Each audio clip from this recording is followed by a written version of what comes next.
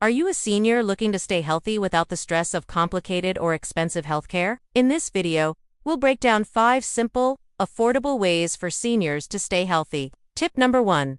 Use community health clinics. Look for local health centers or clinics that offer low-cost or sliding-scale services. They often provide checkups, screenings, and medications at a fraction of the cost.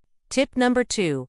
Maximize Medicare benefits. Make sure you're using all parts of your Medicare plan, like free annual wellness visits, preventive screenings, and discounted prescriptions. Tip number 3.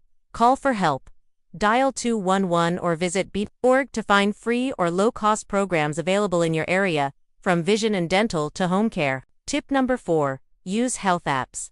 Apps like GoodRx can save you money on prescriptions, and telehealth services can help you talk to a doctor without leaving home. Tip number 5. Ask for support. Don't hesitate to involve family or caregivers in your care decisions. They can help find options and advocate for your needs. Staying healthy in old age doesn't have to be overwhelming. With the right resources, it can be simple, affordable, and empowering. Like and subscribe for more senior-friendly health tips.